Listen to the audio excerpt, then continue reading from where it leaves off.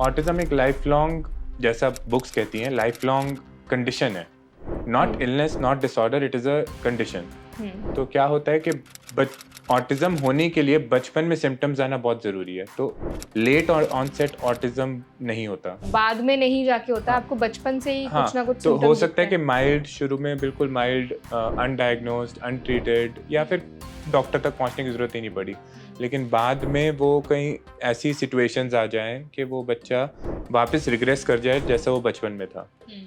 तो इसलिए काफ़ी बार मतलब एडल्ट में ऐसी प्रेजेंटेशंस होती हैं। तो one who is self obsessed, या जो अपनी दुनिया में है, उसको वो हम ऑटिज्म बोलेंगे। तो ये मेंटल कंडीशन है। ऑटिज्म के क्या मेजर साइंस होते हैं? जैसे ऑटिज्म के बच्चे को कहा कि तू ये काम कर या फिर आप ये काम करो, तो वो फॉलो ना करे इंस्ट्रक्शन, ऐसा हो सकता है। इसका रीज़न ये है कि वो एक फैंटेसी वर्ल्ड में अपने दिमाग में, जिसकी वजह से वो सुन नहीं रहा या सुन के अनसुना कर रहा है। उसके दिमाग में एक चीज़ है, जैसे दीवार को मुक्का मारना है, तो वो दीवार को मुक्का मारता रहे और ये सोशली इनएप्रोप्रिएट हो, कि ये कोई कॉन्टेक्स्ट के बगैर हो। हाँ, एंड अपने आप को रोक ना पाए। कि इसका रीज़न ये है कि ऑटिज्म में इम्पल्स कंट्रोल थोड़ा कम हो जाता है। कोविड-19 के बाद में अगर आप देखें तो ऑटिज्म के केसेस बहुत ज़्यादा देखने को मिले हैं। जी, ऐसा क्या कोई कनेक्शन है कोविड-19 का और ऑटिज्म का? फुली एविडेंस बेस्ड नहीं हुआ है, बट काफ़ी मेडिकल स्टडीज ये पॉइंट आउट कर रही है कि कोविड के टाइम पे, खासकर जब मदर को कोविड हो ड्यूरिंग प्रेगनेंसी, तो ऑटिज्म का रिस्क बढ़ जाता है बच्चे में। लेटर्स उसको घूमते हुए दिखाई दे रहे हैं, ये भी ऑटिज्म का साइन होता है? हो सकता है कि डिसलेक्सिया भी हो, साथ में ऑटिज्म भी हो, ओह, और साथ में एडीएचडी भी हो। तो ये कॉम्प्लेक्स मेडिकल साइंस है, बट डिसलेक्सिया अगर है तो ज़्यादातर ये पॉइंट टुवर्ड्स एडीएचडी। डिसलेक्सिया वाले बच्चों में ज़्यादा एडीएचडी होता है। ऑटिज्म और डिसलेक्सिया में बहुत कोरिलेशन है। कि ऑटिज्म लड़कों में ज़्यादा होता है या लड़कियों में ज़्यादा होता है? बॉयज़ में इंसिडेंस ज़्यादा है गर्ल्स से, बट ये स्टडीज के अकॉर्डिंग इसके बहुत रीजंस हो सकते हैं। हो सकता है कि गर्ल्स डायग्नोज ना करी जा रही हो ज़्यादा। ऐसा कुछ भी होता है कि अगर उनको कोई पर्टिकुलर फूड आइटम दे दिया तो उनका वो जो बिहेवियर है वो ज़्यादा हाइपर एक्टिव हो सकते हैं? तो कोई भी मेडिकल कंडीशन हो, कोई भी मेंटल कंडीशन हो, अगर आप जो ऑर्गेनिक फूड नहीं दे रहे हैं, अगर आप एक्स्ट्रा शुगर दे रहे हैं, अनबैलेंस डाइट दे रहे हैं, तो उसके सिम्टम्स बढ़ने के चांस ज़्यादा हो जाते हैं। डेयरी प्रोडक्ट्स दे सकते हैं बच्चों को जिनको ऑटिज्म होता है? जी, दे सकते हैं, एज लॉन्ग एज उनको कोई एलर्जिक एब्नॉर्मेलिटी नहीं है। जो सिट्रस फ्रूट्स होते हैं वो दे सकते हैं ऑटिज्म वाले बच्चों को? खा सकते हैं? फ्रूट्स में भी ऐसे कोई चीज़ें हैं जो अवॉइड करनी है, नहीं देनी है उनको? अगर कोई खट्टी चीज़ है, जैसे एक नॉर्मल बच्चे को कहिए कि मतलब एक नॉर्मल तरीके से उसको खट्टापन लग रहा है, लेकिन ऑटिज्म वाले को उससे 5 गुना ज़्यादा लगेगा खट्टापन, तो उसकी वजह से अवॉइड करेगा वो करना। ट्रीटमेंट में मेडिकेशंस का भी कुछ रोल होता है? पेरेंट्स को समझ ही नहीं आ रहा, या फिर सेल्फ बाइटिंग कर रहा है, या फिर बाइट कर रहा है दूसरों को, तो जहाँ पर सेफ्टी का सवाल आ जाता है वहाँ पे मेडिसिन यूज़ होती है, क्योंकि मेडिसिन ही सबसे फास्ट एक्टिंग होती है। क्या क्या मेजर सेंसरी इश्यूज हो सकते हैं उनको? सेंसरी इश्यूज बहुत टाइप के हो सकते हैं। ऑटिस्टिक बच्चे होंगे, अगर chalk on the black board हो तो उनको बहुत ज़्यादा वो इम्पैक्ट करेगा, क्योंकि उनका हाइटेंड हो जाती है सेंसेशन। क्या ऑटिज्म को पूरी तरह से ठीक किया जा सकता है? ऑटिज्म को विद द राइट मैनेजमेंट,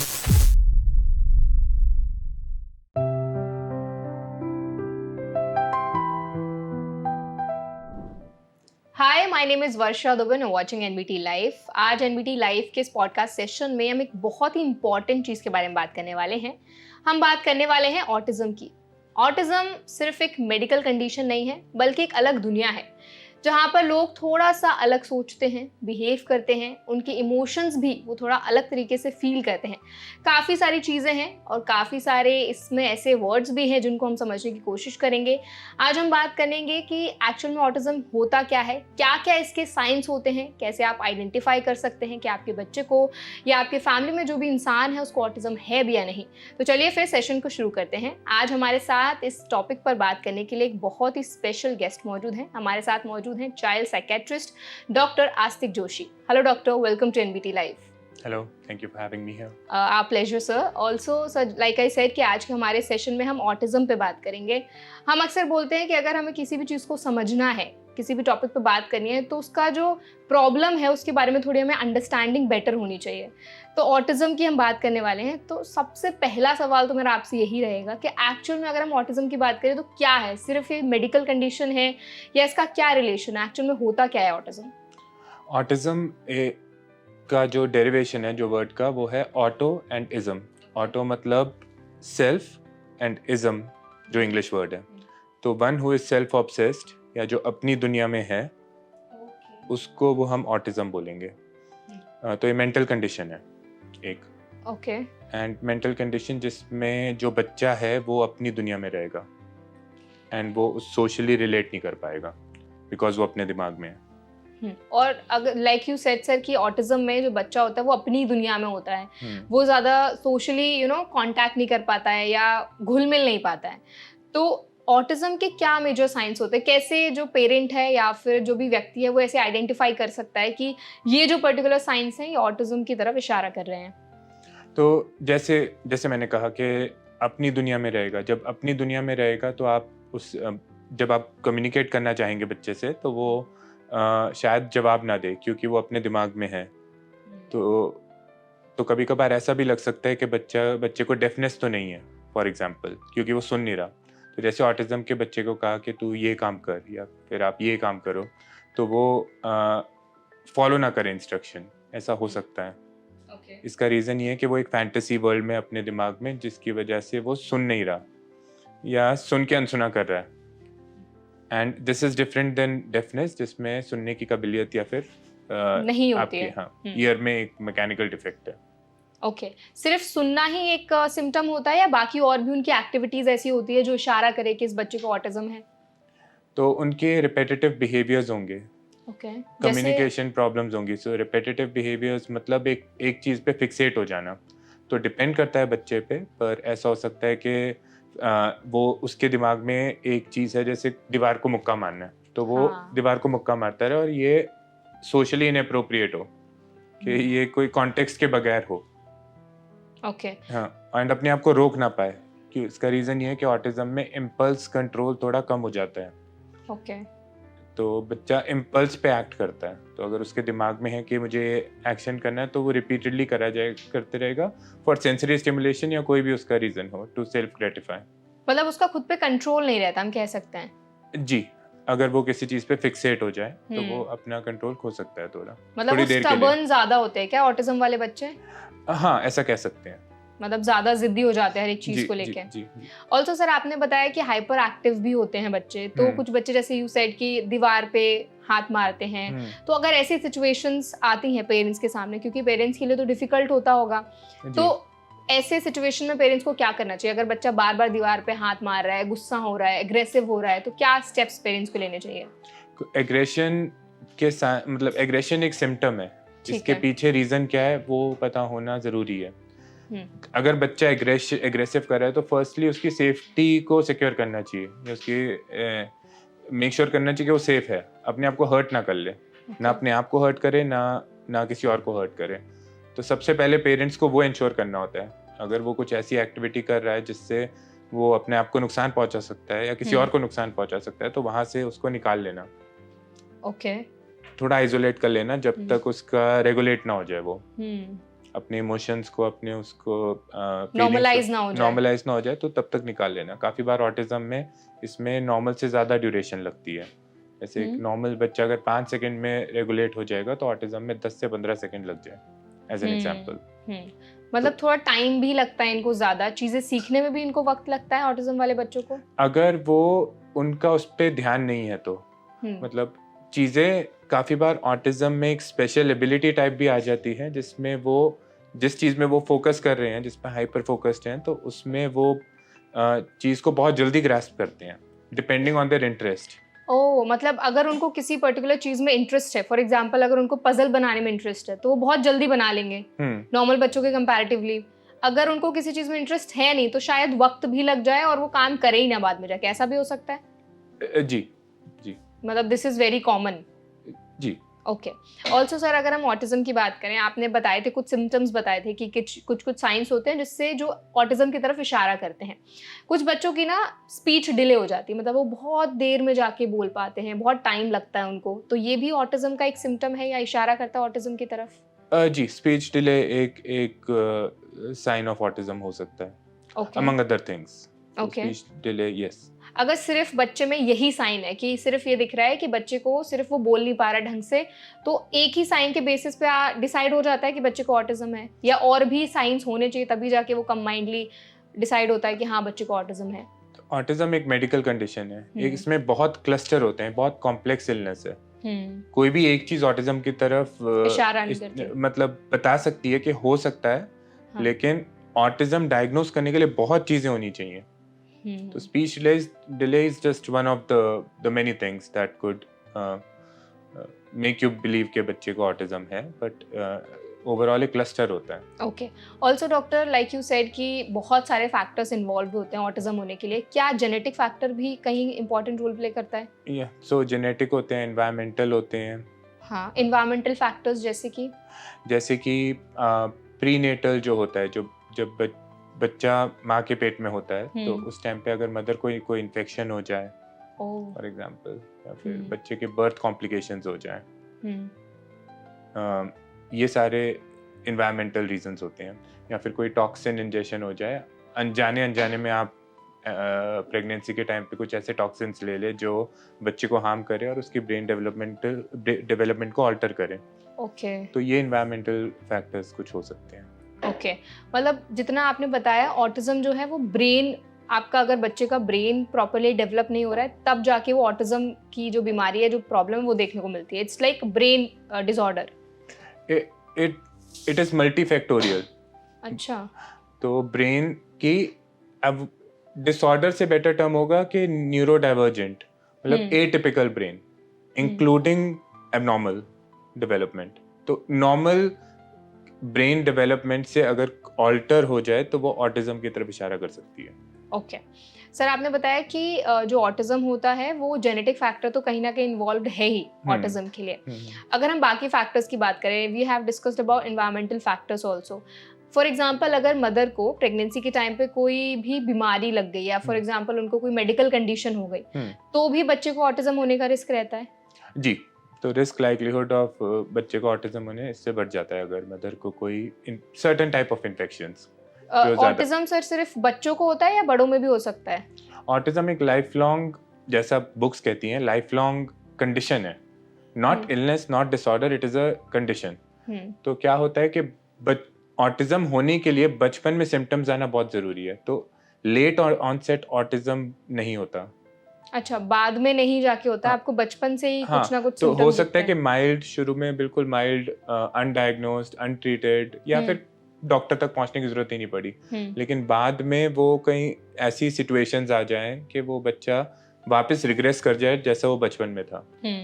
तो इसलिए काफी बार मतलब एडल्ट में ऐसी प्रेजेंटेशंस होती हैं। ओके डॉक्टर, अगर हम रीसेंट स्टडीज की बात करें तो कोविड-19 के बाद में अगर आप देखें तो ऑटिज्म के केसेस बहुत ज्यादा देखने को मिले हैं जी। ऐसा क्या कोई कनेक्शन है कोविड-19 का और ऑटिज्म का? ये अभी फुली एविडेंस बेस्ड नहीं हुआ है, बट काफी मेडिकल स्टडीज ये पॉइंट आउट कर रही है कि कोविड के टाइम पे, खासकर जब मदर को कोविड हो ड्यूरिंग प्रेगनेंसी, तो ऑटिज्म का रिस्क बढ़ जाता है बच्चे में। ओके, ऑटिज्म में ना डॉक्टर एक वर्ड होता है स्पेक्ट्रम, तो स्पेक्ट्रम क्या होता है उसके बारे में थोड़ा एक्सप्लेन करिए, कैसे कनेक्टेड है ऑटिज्म में? तो स्पेक्ट्रम मतलब from mild to severe, spectrum मतलब अक्रॉस ऑल बोर्ड्स, मतलब ग्रेड्स के जैसा होता है क्या? हाँ, जैसे एक्स और वाई एक्सिस होते हैं, तो एक्स एक्सिस में 0 से 100 में, तो ये पूरा स्पेक्ट्रम होता है कि almost next to nil symptoms and severe symptoms. Mild या फिर जो मतलब वेरी माइल्ड होते हैं, उसमें टिपिकली जो हम डिफाइन करते हैं कि needs support to needs very substantial support. तो ऑटिज्म एक ऐसी कंडीशन है जिसमें ज्यादा सपोर्ट की जरूरत होती है बच्चे को नॉर्मल से, क्योंकि वो independent activities of daily living कर नहीं पाता।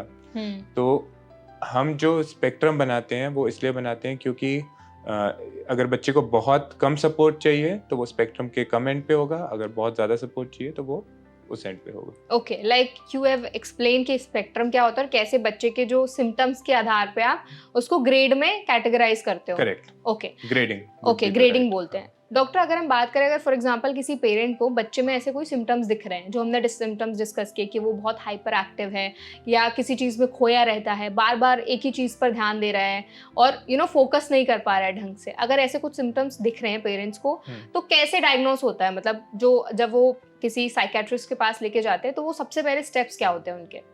तो सिम्टम्स को डिजीज से इक्वेट नहीं करना चाहिए। सिम्टम एक स्पेसिफिक चीज होती है। डायग्नोसिस एक क्लस्टर होता है कि बहुत सारे सिम्टम्स मिला के अगर वो डायग्नोस्टिक क्राइटेरिया में बैठ रहा है तो वो ऑटिज्म है। फॉर एग्जाम्पल कोई hyperactivity, inattentiveness, it could point to ADHD, it could point to autism. ज्यादातर ADHD में होता है। हाँ, मुझे ये भी पूछना था कि ADHD और ADH उसमें क्या डिफरेंस होता है? तो जो मेडिकल टर्मिनोलॉजी है वो ADHD होती है, attention deficit hyper activity disorder. बाकी उसके नॉन मेडिकल जो वो होते हैं शॉर्ट फॉर्म्स। अच्छा, बट मतलब दीज ये आर नॉट सेम ही है? मेडिकल। हाँ, सेम ही है, बस उसका एक मेडिकली हम ADHD बोलते हैं। ओके। तो आप डायग्नोसिस बता रहे थे, कैसे डायग्नोसिस होता है? हाँ, तो ऑटिज्म में यूजुअली 2 मेन डोमेन्स होते हैं, सोशल और कम्युनिकेशन। ठीक है, अगर जो भी सिम्टम्स हैं अगर उसकी सोशल लाइफ को अफेक्ट कर रहा है और उसकी कम्युनिकेशन को अफेक्ट कर रहा है, साथ में अगर बिहेवियर को भी अफेक्ट कर रहा है, तो तब हम ऑटिज्म की तरफ सोचते हैं। Okay. As an example, symptoms जो भी हो, लेकिन वो सिम्टम्स अगर उसकी बच्चे की सोशल इम्पैक्ट कर रहा है, उसकी कम्युनिकेशन का प्रॉब्लम आ रहा है और उसके बिहेवियर ठीक नहीं है सिचुएशन के हिसाब से, तब ऑटिज्म की तरफ हम सोचना शुरू करते हैं। उसके पीछे रीजंस देखते हैं कि भाई मेडिकल कोई कॉज तो नहीं है प्रेगनेंसी के टाइम पे, या फिर कुछ भी ऐसे जब बर्थ कैसे हुआ, ये सारी चीज़ें बायोलॉजिकल फैक्टर्स होते हैं वो देखते हैं। बाकी हिस्ट्री लेके और जितना मेडिकल लिटरेचर में हमने पढ़ा है उसके हिसाब से हम फिर टुवर्ड्स डायग्नोसिस जाते हैं। ओके। एक और सवाल मुझे आपसे पूछना था, अगर हम बात करें कि अगर फॉर एग्जांपल पेरेंट में किसी को ADHD था, तो ऐसा होता है चांसेस कि उनकी जो आगे वाली जनरेशन, आने वाली जनरेशन, उनमें भी ADHD देखने को मिले? जी 100% चांसेस होते हैं? नहीं, 100% कभी मेडिसिन में कुछ नहीं होता।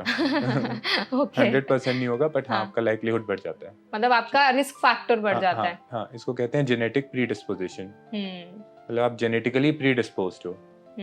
जैसे हर मेडिकल कंडीशन में, अक्रॉस ऑल मेडिसिन, अगर वो जीन्स में है तो वो आपका लाइक्लीहुड बढ़ जाएगा होने का, चाहे वो हार्ट डिजीज है, चाहे वो थायराइड है, चाहे वो ADHD है, चाहे वो ऑटिज्म है। डॉक्टर, हमने डायग्नोसिस की बात की, तो आई एम श्योर जब पेरेंट्स आपके पास बच्चे को लेके आते होंगे और बच्चे में निकलता होगा कि हाँ ये ग्रेड है, वो ग्रेड है, जो भी ऑटिज्म कहीं ना कहीं अगर डिटेक्ट होता होगा, तो क्या पेरेंट्स आपको ऐसे देखने को मिलते हैं कि वो डिनाइल में होते हो कि नहीं नहीं हमारे बच्चे को ये नहीं हो सकता? जी, पेरेंट्स के लिए एक्सेप्ट करना बहुत डिफिकल्ट है और ये मैं समझ सकता हूँ। तो काफ़ी बार ये होता है due to lack of knowledge या lack of information.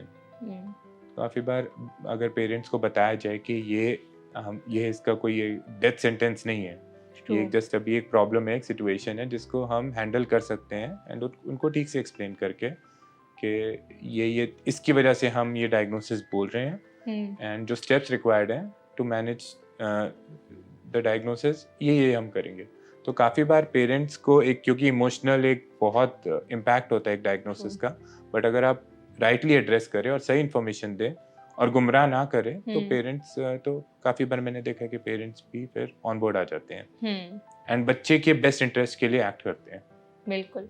Also doctor, autism के डायग्नोसिस की बात करें तो किस एज ग्रुप पे जाकर ज़्यादा डायग्नोस होता है, या राइट एज ग्रुप क्या होती है डायग्नोस करने की? मेडिकली आप डायग्नोसिस बना सकते हो अबव 18 मंथ्स ऑफ एज। तो 18 मंथ्स ऑफ एज एटलीस्ट होना चाहिए, मिनिमम होना चाहिए। ज़्यादातर ऑटिज्म के डायग्नोसिस जो उभर के आता है, या फिर जब आप क्लिनिकली डायग्नोस करते हो तब करते हो जब बच्चा सोशल एनवायरनमेंट में स्टेप करता है, यानी कि स्कूल में जाएगा। जब स्कूल में प्रॉब्लम्स आने शुरू हो जाएंगे तब आप डायग्नोसिस आप ज़्यादा उस बारे में सोचते हो। जब बच्चा घर पे रहता है तो काफ़ी बार नहीं पता लगता, पेरेंट्स को भी पता नहीं होता, बाकी ठीक गाइडेंस भी नहीं मिलती। लेकिन अगर अक्रॉस सेटिंग्स हो जाए, अक्रॉस डिफरेंट सेटिंग्स, कि स्कूल में भी वो सिमिलर सिम्टम्स हैं, घर पे भी सिमिलर सिम्टम्स हैं, कहीं और जाता है वहाँ पे भी वही सिम्टम्स हैं, तब ज़्यादा डायग्नोस होने शुरू हो जाते हैं बच्चे। सो 5 to 7 years तक आपको ज़्यादा होता है डायग्नोसिस, ज़्यादा डायग्नोसिस होता है। डॉक्टर, आपने ना स्कूल की बात की, अगर हम स्कूल की बात करें तो अगर जैसे फॉर एग्जांपल बच्चा पढ़ने लगता है, ठीक है, तो अगर उसको लेटर्स को आइडेंटिफाई करने में दिक्कत हो रही है या लेटर्स उसको घूमते हुए दिखाई दे रहे हैं, ये भी ऑटिज्म का साइन होता है? ये डिसलेक्सिया हो सकता है। अच्छा, तो डिसलेक्सिया और ऑटिज्म में कुछ डिफरेंस होता है? क्या डिफरेंस होता है? ऑटिज्म एक डिफरेंट कंडीशन है। डिसलेक्सिया का विजुअल कॉजेस भी होते हैं, तो अगर डिसलेक्सिया है तो आपको पहले विजन को टेस्ट करना होता है, आपकी आइज़ को टेस्ट करना होता है। काफ़ी बार एक आई एबनॉर्मेलिटी की वजह से भी वो हो सकता है।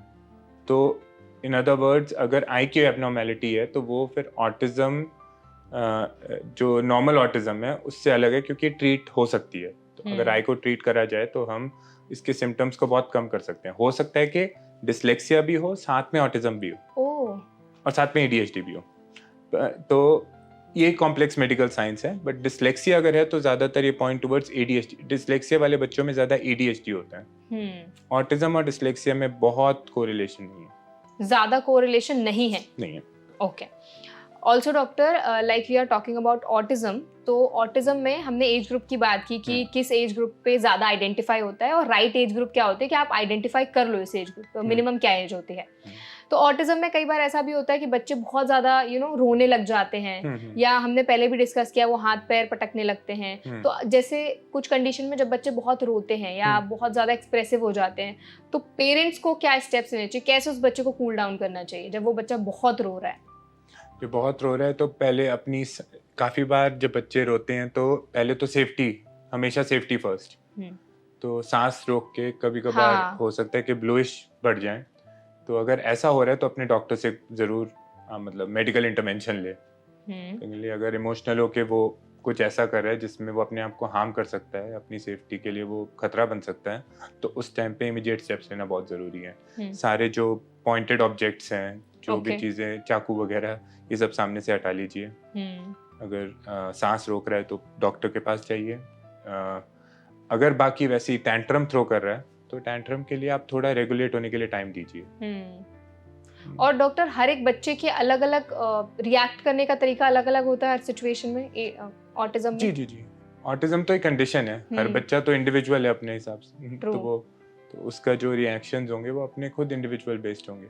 ऑल्सो अगर हम बात करें, सेगमेंट करें कि ऑटिज्म लड़कों में ज़्यादा होता है या लड़कियों में ज़्यादा होता है, तो क्या एक जो पैटर्न है आपको ज़्यादा क्या देखने को मिलता है कि लड़कों में ज़्यादा प्रोमिनेंटली दिखता है या लड़कियों में ज़्यादा होता है ऑटिज्म?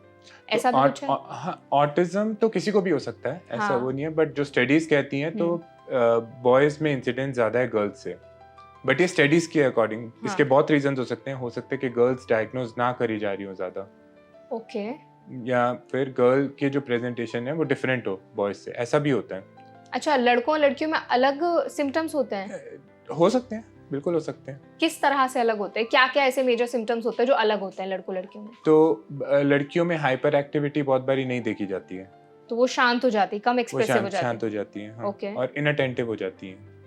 ओके, मतलब ये एक मेजर डिफरेंस है कि लड़कियां इनअटेंटिव ज़्यादा हो जाती हैं और शांत हो जाती हैं, कंपैरेटिवली अगर लड़कों की बात करें तो बहुत ज़्यादा हाइपर एक्टिव हो जाते हैं। और टैंट्रम्स और बिहेवियरल ऐसा दोनों कर सकते हैं, लेकिन अगर आप देखें तो लड़कियों में हो सकता है कि ये सिम्टम्स कम हो, आउटबर्स्ट वाले कम हो, फिजिकल एग्रेशन वाले कम हो। ऑल्सो डॉक्टर, जिन बच्चों को ऑटिज्म होता है, क्या ऐसा कुछ भी होता है कि अगर उनको कोई पर्टिकुलर फूड आइटम दे दिया तो उनका वो जो बिहेवियर है वो ज़्यादा हाइपर एक्टिव हो सकते हैं, या कुछ ऐसे फूड आइटम्स हैं जो अवॉइड करने की ज़रूरत है उनको ताकि उनका ऑटिज्म मेंटेन रहे, कहीं हाइपर एक्टिविटी वाली स्टेट में ना चली जाए? ज़्यादा शुगर देना, प्रोसेस्ड फूड देना, डाइज देना, तो जो भी आर्टिफिशियल है, जो बॉडी के लिए हेल्दी नहीं है, तो कोई भी मेडिकल कंडीशन हो, कोई भी मेंटल कंडीशन हो, अगर आप जो ऑर्गेनिक फूड नहीं दे रहे हैं, अगर आप एक्स्ट्रा शुगर दे रहे हैं, अनबैलेंस्ड डाइट दे रहे हैं, तो उसके सिम्टम्स बनने के चांस ज़्यादा हो जाते हैं। डेयरी प्रोडक्ट्स दे सकते हैं बच्चों को जिनको ऑटिज्म होता है? जी, दे सकते हैं, एज लॉन्ग एज उनको कोई एलर्जिक एब्नॉर्मेलिटी नहीं है। बट क्या कोई मॉडरेशन में भी देना इम्पोर्टेंट है कि?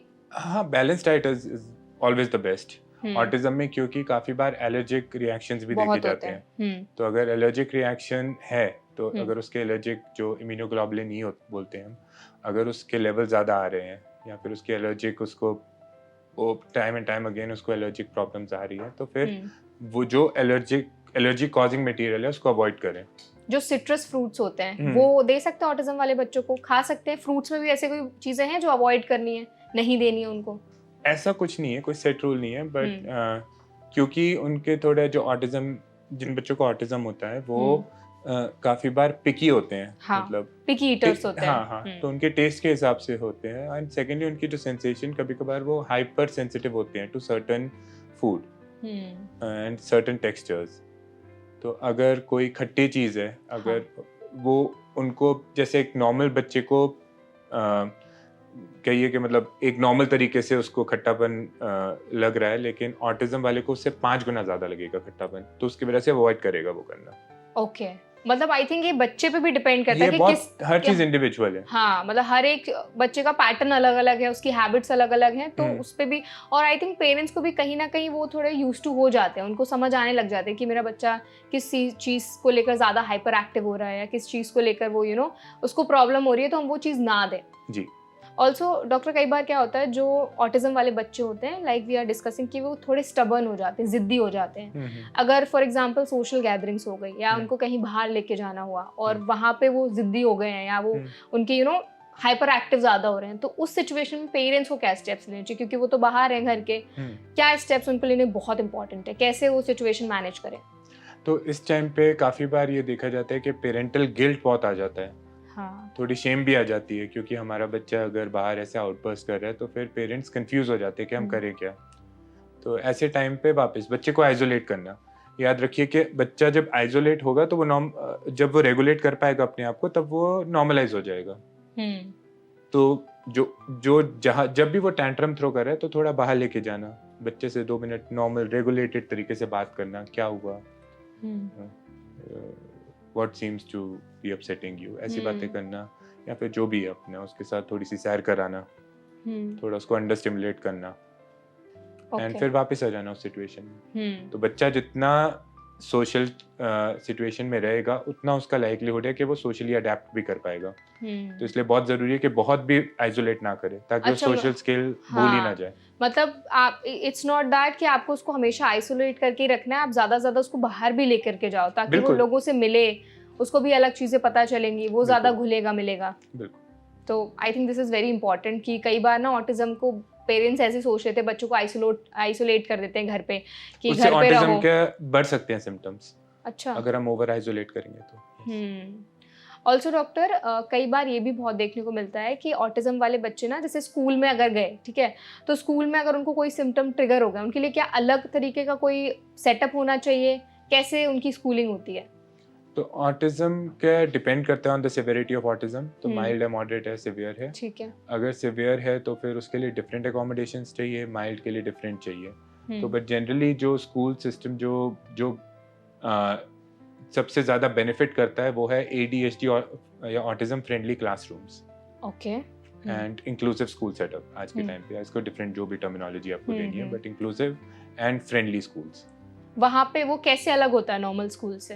तो उसमें इंक्लूसिव सेटअप होता है, मतलब आप नॉर्मल, आपका जो एम होता है तो विद इन 1 एकेडमिक ईयर बच्चा नॉर्मल स्कूल में चला जाए, अगर अभी वो नहीं कर पा रहा तो ड्यूरिंग दैट 1 एकेडमिक ईयर आप उनको स्किल्स इम्पार्ट करते हैं।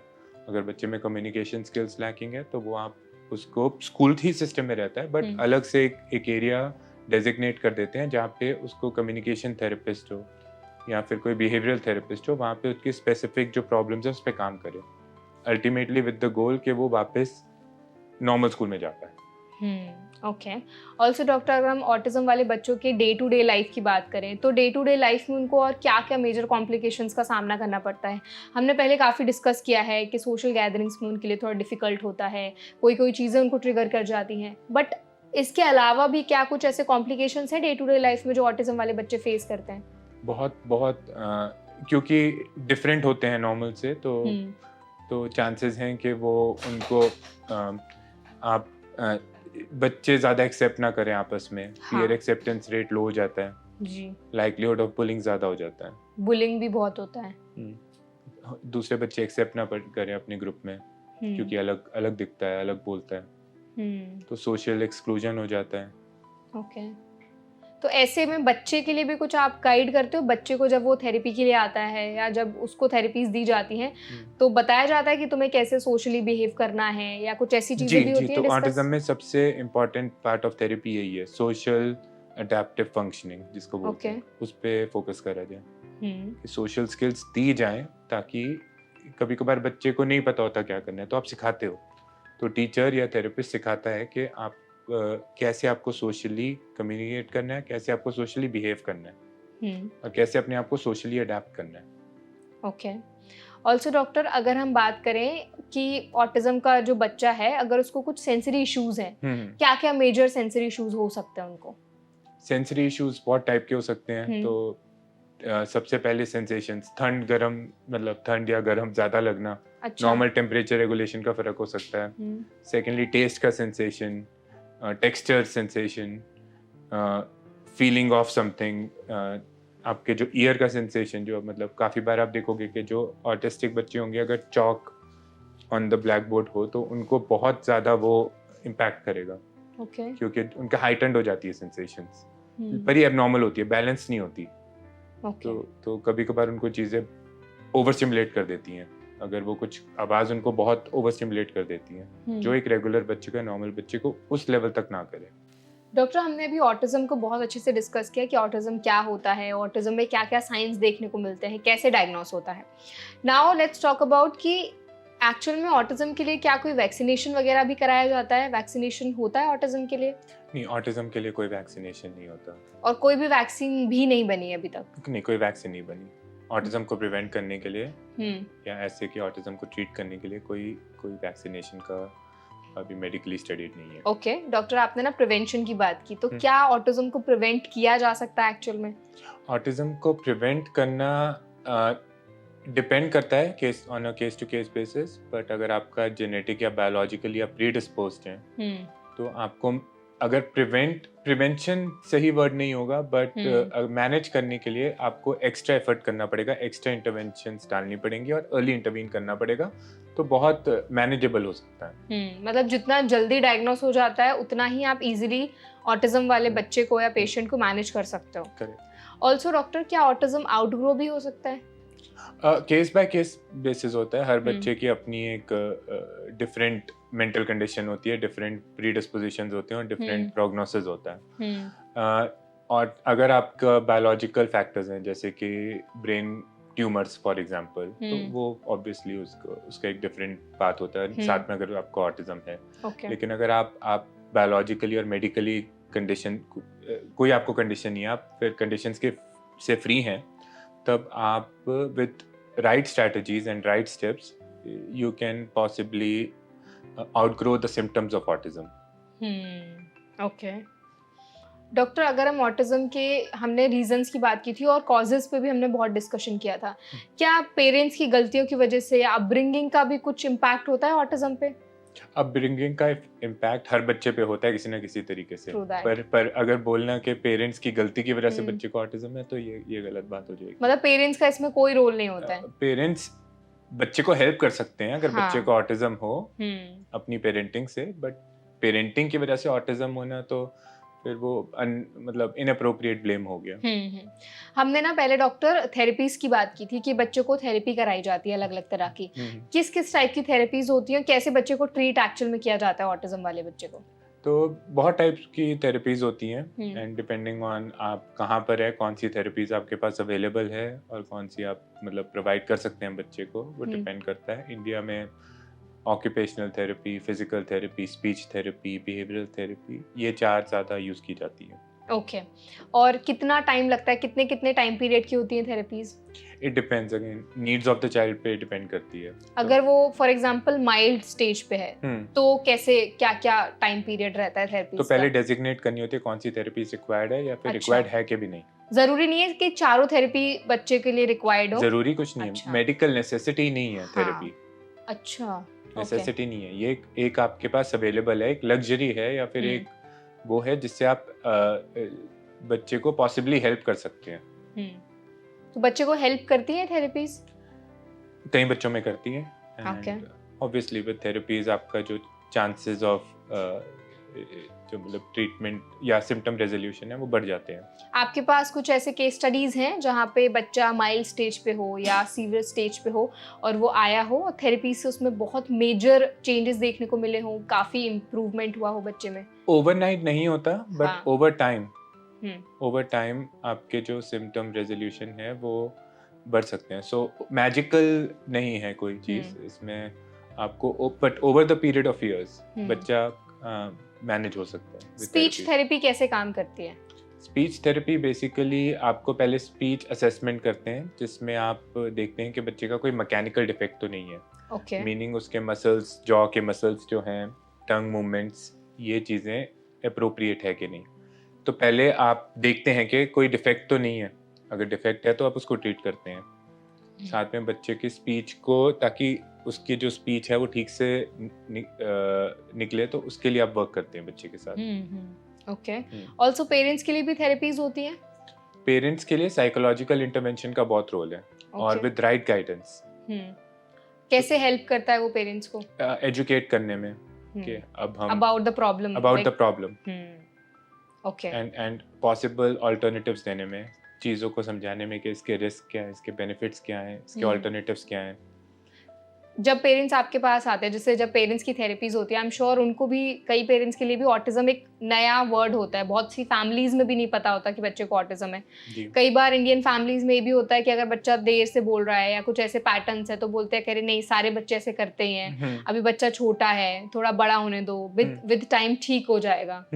तो पेरेंट्स के लिए भी थोड़ा डिफरेंट होता है, एंड आई एम श्योर जब पेरेंट्स थेरेपीज के लिए आते होंगे तो उनको आप गाइड करते हो कि कैसे, अगर बच्चा आपका ये रिएक्ट कर रहा है, इस पर्टिकुलर वे में रिएक्ट कर रहा है, तो आपको क्या एक्शन लेना चाहिए, कैसे गाइड करते हैं पेरेंट्स को?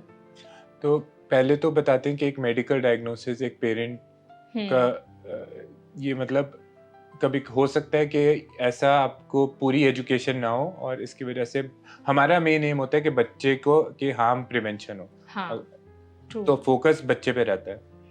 पेरेंट्स को हम गाइड कर सकते हैं कि ये सही है, and you can tell them कि अगर आप ये स्टेप्स लोगे तो बच्चे का जो सिम्टम या जो भी है, ये मतलब डिजीज का जो में इम्प्रूवमेंट देखी जा सकती है।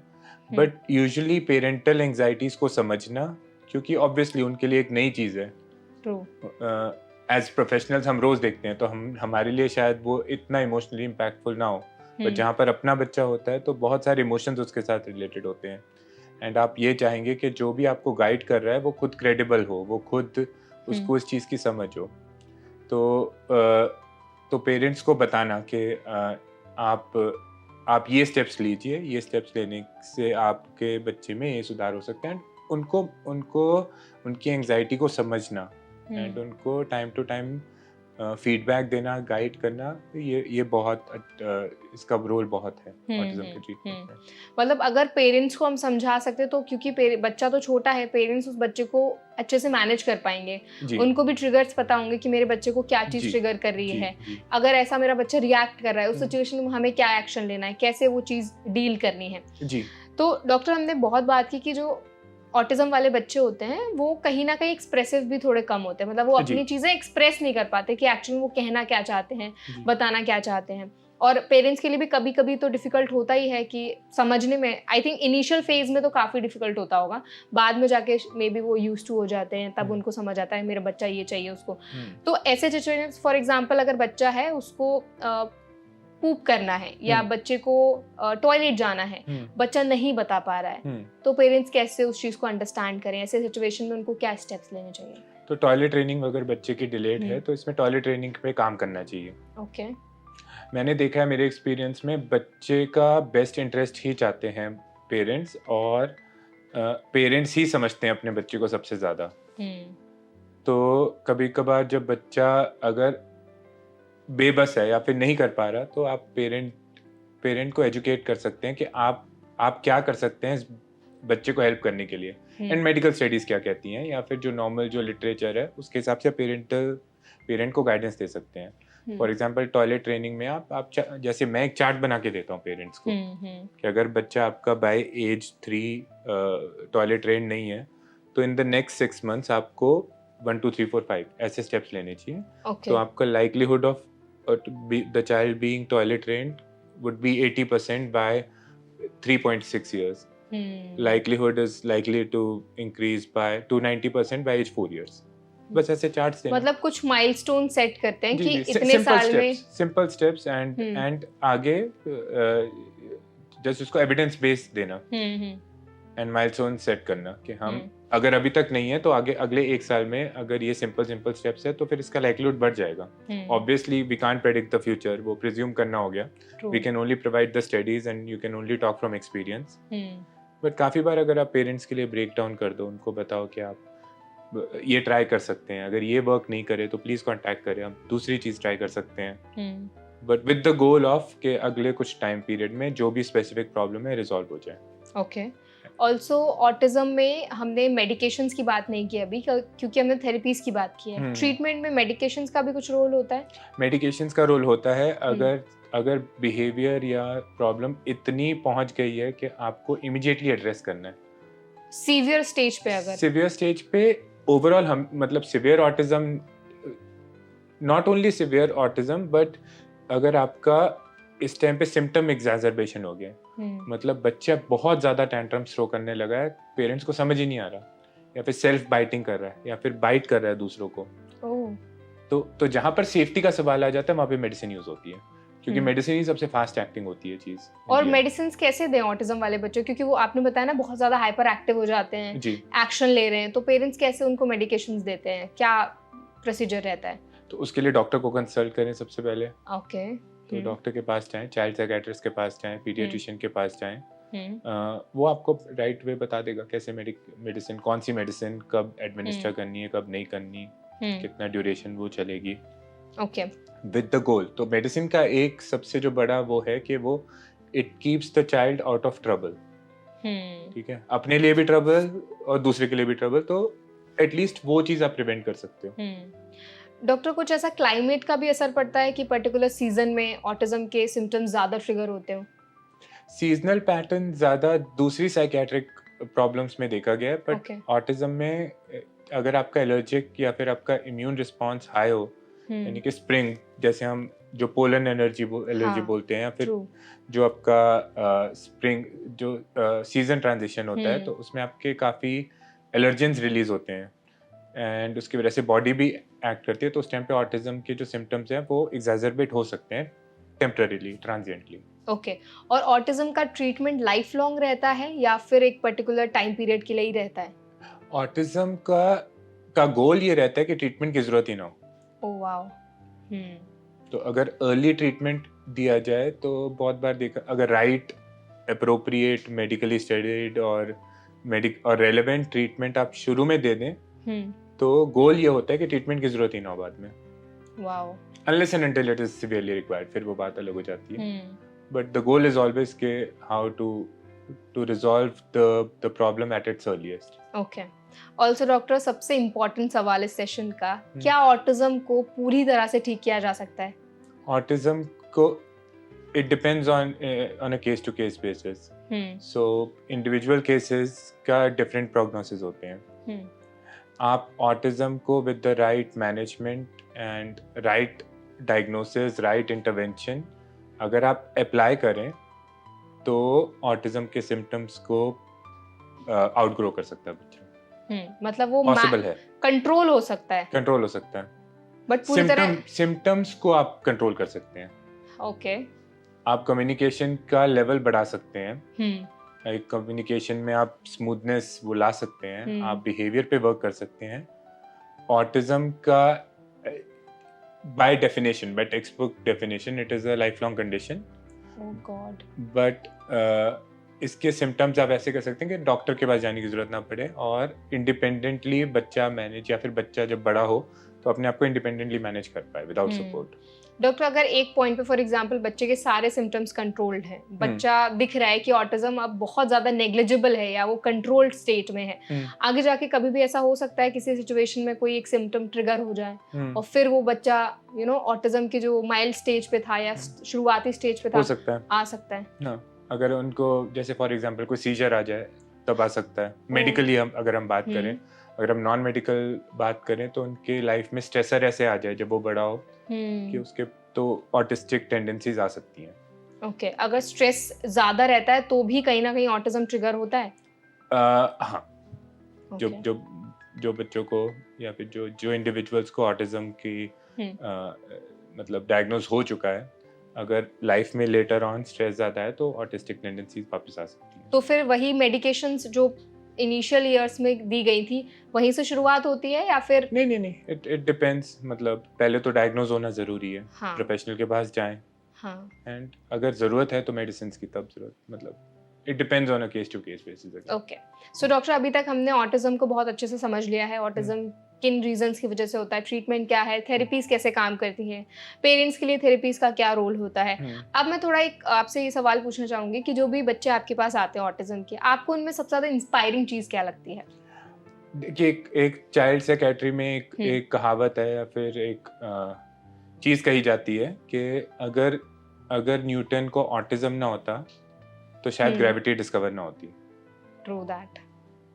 तो ऑटिज्म वालों में एक सवांट लाइक या फिर एक स्पेशल एबिलिटी होती है कि वो जिस चीज़ में, ऑब्वियसली हर बच्चे पे नहीं ये अप्लाई कर सकते, बट एक स्पेसिफिक स्किल हो, काफ़ी बच्चों में एक स्पेसिफिक स्किल होगी जो एक या कुछ स्पेसिफिक स्किल्स होंगी जिस पे वो हाइपर फोकस कर पाते हैं. तो उसकी वजह से, वो हाइपर फोकस करने की वजह से वो स्पेसिफिक एरिया में बहुत आगे बढ़ सकते हैं क्योंकि उनका फोकस ही उसमें है. ट्रू.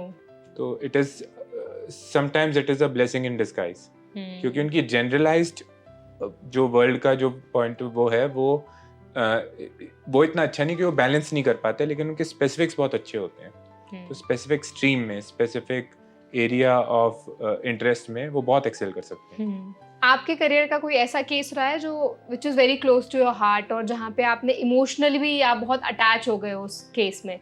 कुछ ऐसा रहा है आपके करियर में? एज डॉक्टर्स हम थोड़ा प्रिवेंट करते हैं इमोशनली अटैच होने से, क्योंकि उसके रीजंस हैं. आप मेडिकली आप ट्रीट नहीं कर पाएंगे. लेकिन हर बच्चा जो एक्सेल करता है इन दी एंड आपको कहीं ना कहीं तो इफेक्ट करता ही है. एंड काफ़ी ऐसे बच्चे हैं जो एक्सेल कर जाते हैं. शुरू में ऐसे पेरेंट्स आते हैं कि शायद काफ़ी एंग्जाइटीज़ होती है उनकी, बट अगर आप ठीक से ट्रीट करें और आप उसको मैनेज कर पाए तो बच्चा जब ठीक होता है तो ना ही सिर्फ पेरेंट्स खुश होते हैं, जो भी आसपास है. तो एक जैसे कहते हैं कि अगर एक बच्चा बीमार हो तो पूरी फैमिली बीमार हो जाती है. अगर बच्चा ठीक हो तो फैमिली ठीक हो जाती है. True that. काफी बार वो डॉक्टर भी पार्ट ऑफ द फैमिली बन जाता है ऑटिज्म. बिल्कुल. डॉक्टर, अगर ऑटिज्म का आपको एक वर्ड में डिस्क्राइब करना हो तो वो क्या होगा? एक वर्ड में तो मुश्किल है, बट एक अगर आप इसको आप कह सकते हैं lack of social emotional reciprocity English में, नहीं तो फिर आप कह सकते हैं कि आपके जो एक्सप्रेसिव जो स्किल्स हैं वो नहीं है. तो आप कॉम्प्रिहेंड कर पाते हैं, आप फील कर पाते हैं अगर आपको ऑटिज्म है, पर आप अपने एक्सप्रेस नहीं कर पाते दूसरे. ट्रू. ओके. थ्रू वर्बल और नॉन वर्बल जेस्चर्स. बिल्कुल. एट लास्ट डॉक्टर, कोई मैसेज आप जितने भी पेरेंट्स हैं उनको देना चाहेंगे जिनके बच्चों को ऑटिज्म है या जिनको ऐसे कोई साइंस दिख रहे हैं, मैनेज करने में उनके लिए थोड़ा इजी रहे, कुछ लास्ट मैसेज अगर आप देना चाहें तो? जी, तो अगर आपके बच्चे को ऑटिज्म है तो पहली बात घबराइए मत. आप एक डॉक्टर के पास जाइए या फिर एक चाइल्ड साइकियाट्रिस्ट को कंसल्ट करिए. एंड आप उनकी, क्योंकि एक्सपर्टीज़ है, उनका प्रोफेशन है, तो आप जस्ट उनकी जो वो ऑफ़र कर रहे हैं उसको फॉलो करिए. एंड उससे बच्चे का भी बेटरमेंट होगी और आप खुद समझेंगे ओवर टाइम कि कंडीशन कितनी मैनेजेबल है और अर्ली इंटरवेंशन से इसमें कितना फ़ायदा हो सकता है.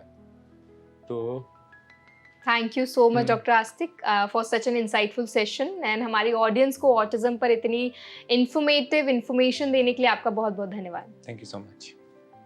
आई होप आज का सेशन आपको हेल्पफुल लगा होगा. अगर सेशन आपको पसंद आया हो तो वीडियो को लाइक करें, ज़्यादा से ज़्यादा लोगों तक शेयर करें और ऐसे और भी वीडियोस देखने के लिए हमारे चैनल को सब्सक्राइब करना ना भूलें.